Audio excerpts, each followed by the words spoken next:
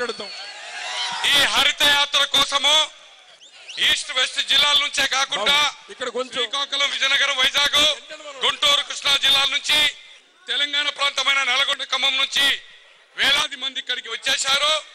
మనందరికీ తెలుసు ఈ ఒక్క యాత్ర దాదాపు ఇప్పుడు 10 లక్షల వరకు ఏదైతుందో ఎకరాలు నీళ్లు అందిస్తున్నా సరిగా రాకుండా పోలవరము ప్రాజెక్టు కట్టడం వల్ల అదనంగా 7 లక్షల ఎకరాల కంటే 17 లక్షల ఎకరాలకు ఖచ్చితంగా నీళ్లు రావడానికి కోసమే కాదు, పవర్ ప్రాజెక్టు వల్ల తెలంగాణ ప్రాంతంలో ఏదైతే రిగ్గుల మీద కరెంట్ ఏదైతుందో ఎక్కువ బావిల మీద వాడతారు, దానికి ఉపయోగమైన ఈ ప్రాజెక్టు చాలా మందికి ఏదైతుందో ఇది మరుగున పడిపోయేది. 1981 స్వర్గీయ అంజయ్య గారు ముఖ్యమంత్రిగా ఉన్నప్పుడు ఈ యొక్క దానికి అక్కడ శంకుస్థాపన చేశారు.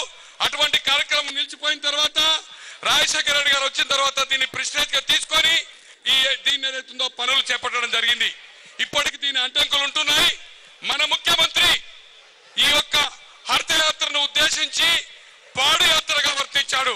నేను అడుగుతున్నాను, అతను ఒక పాడు ముఖ్యమంత్రి, ప్రజల మద్దతు గాని శాసనసభల మద్దతు గాని లేనివాడు, ప్రాజెక్టులు గాని ప్రజలంటే తెలియనివాడు, జాక్పాట్ ముఖ్యమంత్రి.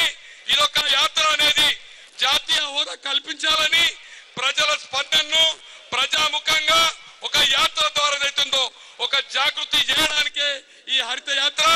ఇదొక జాతీయ ప్రాజెక్ట్ గానే కాక తెలంగాణ ప్రాంతానికి సస్యశ్యామలమయ్యే చేవెళ్ళ తర్వాత అవుతుందో ప్రాణహిత ప్రాజెక్టు కూడా జాతీయ ప్రాజెక్ట్ గా తీసుకోవాలని గతంలో ఢిల్లీలో ట్రిబ్యునల్ కు వ్యతిరేకంగా తీర్పు వచ్చినప్పుడు ఢిల్లీలో దీక్ష చేసినప్పుడు కూడా ఈ రెండింటి విషయంలో ఒక మెమోరాండం ఇవ్వడం జరిగింది.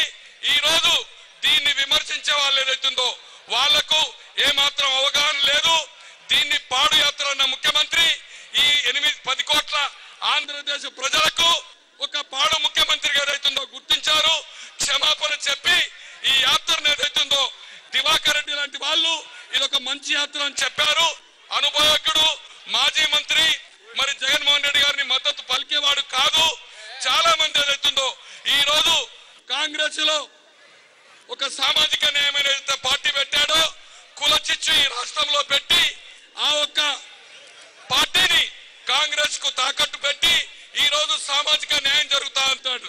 నేను అడుగుతున్నాను, కేంద్రంలో 2004లో 196 తర్వాత ప్రభుత్వం వస్తే ఇప్పటి వరకు ఒక బలైన వర్గాలు గాని, ఒక మైనార్టీ గాని, ఒక ట్రైబల్ గాని మంత్రి లేడు. ఈ రోజు అతని సామాజిక వర్గానికి ఏదైతుందో 3-4 మంత్రి పదవులు, అతనికి ఏదైతుందో అక్టోబర్ లో కేంద్ర మంత్రి అయి మేలో మళ్ళీ మంత్రి కావడానికి తప్పితే ఇది ప్రజల కోసం కాదు. ఖచ్చితంగా ఏదైతుందో ఇది మనకి ఏదైతుందో జగన్మోహన్ రెడ్డి గారు పెట్టే పార్టీకి ఖచ్చితంగా ఇది లాభము. ఈ పార్టీని రాబోయే రోజుల్లో తమిళనాడు లెక్క ఎలాగైతే ప్రాంతీయ పార్టీలు ఒక శాసిస్తా ఉన్నాయో 67 నుంచి అదే పద్ధతిలో ఈ ఆంధ్రదేశంలో రాబోయే రోజుల్లో ఖచ్చితంగా జగన్మోహన్ రెడ్డి గారి సత్తా ఏదైతుందో 2014 కాదు, వచ్చే జూలైలో జరిగే మున్సిపల్ పంచాయతీ ఎన్నికల్లో మనము సీమాంధ్రలో 13 జిల్లా పరిషత్కు 13 సాధించి అలాగే మెజార్టీ మున్సిపాలిటీలు తెలంగాణ ప్రాంతంలో కూడా మెజార్టీ మున్సిపాలిటీలు జడ్పీలు స్థానాలు వచ్చిన తర్వాత కనుమరుగైపోతుంది. దయచేసి ఏదైతుందో ఈ హరిత యాత్రకు వచ్చేసిన పెద్దలకు, మిత్రులకు, అభిమానులకు, జిల్లాల నుంచి వచ్చిన నాయకులకు ఈ అవకాశం ఇచ్చిన జక్కిరెడ్డి గారికి, ఈ యొక్క ఆర్గనైజ్ చేసిన జక్కిరెడ్డి గారు ముఖ్యంగా ఏదైతుందో ఈ యొక్క మీటింగ్ ఆర్గనైజ్ చేశారు. ఈ హరిత యాత్ర సందర్భంలో అందరికీ ధన్యవాదాలు తెలుపుతూ ముగించున్నాను.